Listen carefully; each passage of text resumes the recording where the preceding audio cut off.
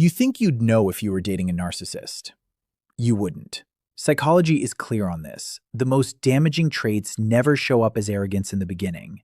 They show up as chemistry, as confidence, as the exact feeling of finally being chosen. And that's why almost everyone misses them until they're already hooked. We live in a culture that romanticizes intensity. Love bombing gets called passion.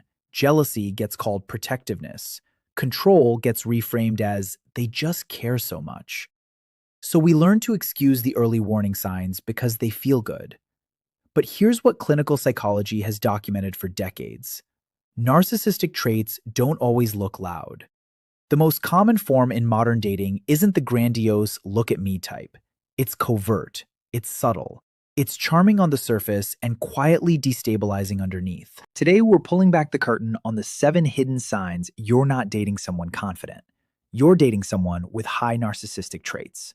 And if more than 3 of these feel familiar, psychology says you need to pay very close attention. Think back to the first month. Remember how easy the conversation felt? That's where we start. Number 1, the conversation always finds its way back to them. It's not obvious at first.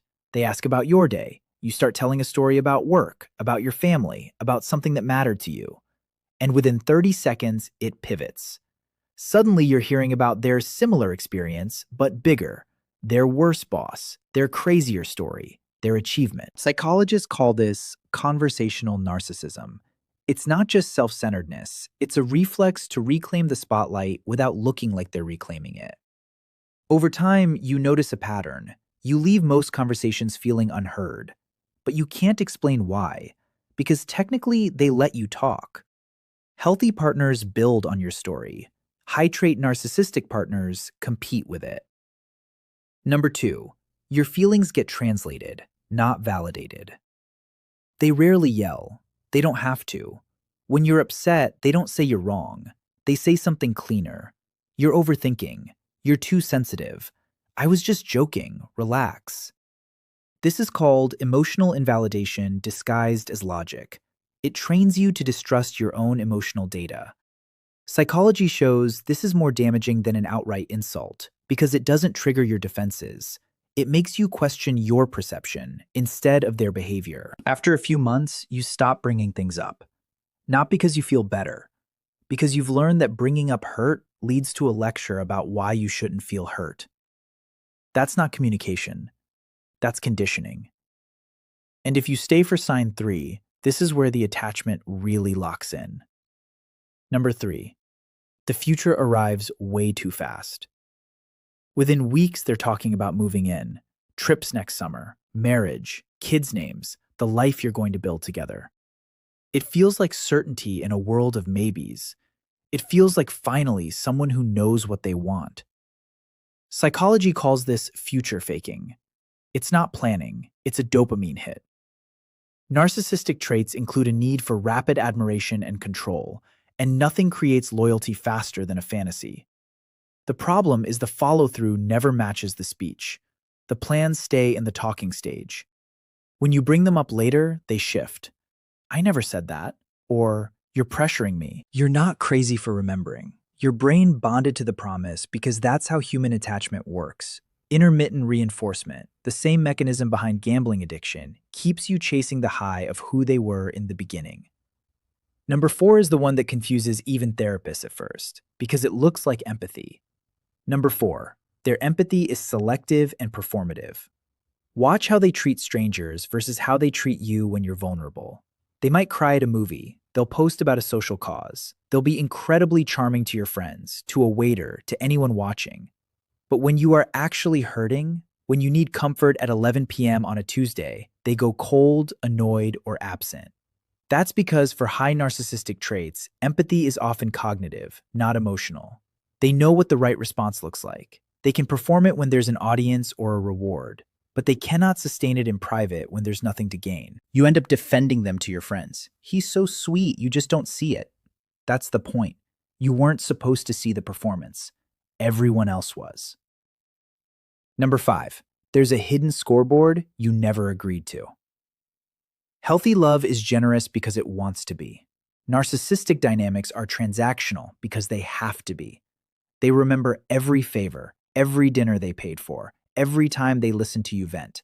Not to feel connected, to use later. You'll hear it in fights. After everything I've done for you, I was there for you when. Suddenly, love feels like debt, and you start keeping score too, just to stay even. Psychology finds this creates chronic anxiety in the partner because the rules keep changing. What was a gift last month becomes leverage this month.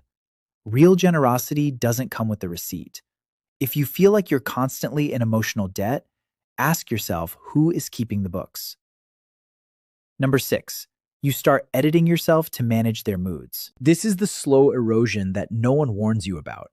At first, you just avoid certain topics because you know they'll get defensive. Then you stop seeing certain friends because it's not worth the fight. Then you change how you dress, how you speak, how much excitement you show about your own wins, just to keep the peace. You're not becoming more compatible. You're becoming smaller. Psychologists call this walking on eggshells, and it's a hallmark of narcissistic relationships. Your nervous system learns to scan for their approval before you make a decision. That's not love adapting. That's identity abandoning itself to survive.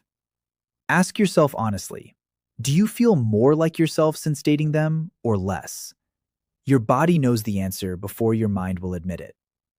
Which brings us to number 7, the apology that changes nothing. Every cycle ends the same way. They hurt you, you pull away. Then comes the perfect repair, the long text, the tears, the "I've never felt this way about anyone. I'm going to therapy. I know I need to change."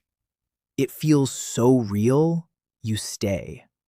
And for a week or two, they are better.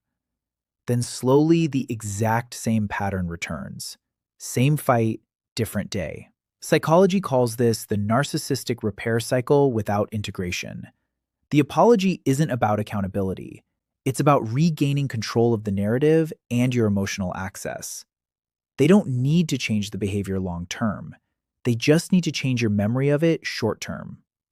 Real change is consistent, boring, and measurable over months, not dramatic for 4 days after you almost leave. So here's the part almost no one talks about. People with high narcissistic traits are not always monsters. Many are wounded. Many learned this as survival. But your compassion cannot become your cage. The strongest person in the relationship is not the one who never gets hurt. It's the one who still trusts their own perception after being told repeatedly not to. What if sensitivity isn't your weakness here? What if it's your early warning system working exactly as designed? Dating someone with these traits doesn't mean you're broken. It means you responded normally to an abnormal pattern of intermittent reward, invalidation, and charm. Psychology shows that awareness breaks the loop faster than willpower ever will. If this reframes something you've lived through, even a little, subscribe for more psychology that names what most people feel but can't explain. And comment below, which one of these 7 hit you the hardest? Number 1 through 7.